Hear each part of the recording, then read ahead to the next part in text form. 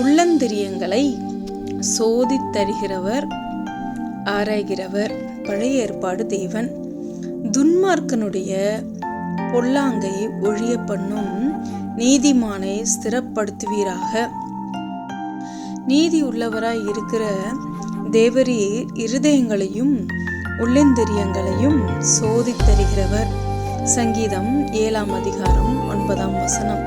கர்த்தராகிய நானே ஒவ்வொருவனுக்கும் அவனவன் வழிகளுக்கும் செய்கைகளின் பலன்களுக்கும் தக்கதை கொடுக்கும்படிக்கு இருதயத்தை ஆராய்கிறவரும் உள்ளந்திரியங்களை சோதித்தறிகிறவருமாய் இருக்கிறேன்.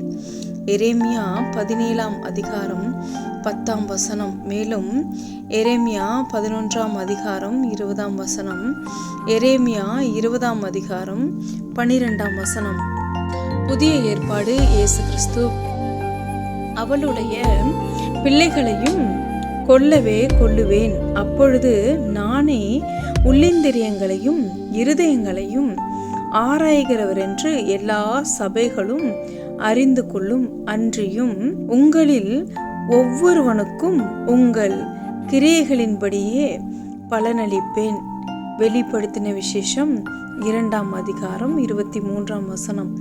மேலும் மத்தேயு 9ஆம் அதிகாரம் 3-4 வசனங்கள், மார்க் 2ஆம் அதிகாரம் 7-8 வசனங்கள், லூக்கா 9ஆம் அதிகாரம் 47ஆம் வசனம், லூக்கா 11ஆம் அதிகாரம் 16-17 வசனங்கள். முடிவாக ஒருவரின் உள்ளத்தில் எழும் எண்ணங்களை தேவனை தவிர வேறு யாராலும் தேவ தூதர்களாலும் கூட அறிய முடியாது. உள்ளிந்திரியங்களையும் இருதயங்களையும் ஆராய்கிறவர் இயேசு கிறிஸ்து என குறிப்பிட்டுள்ளதால் இவர் அவரே.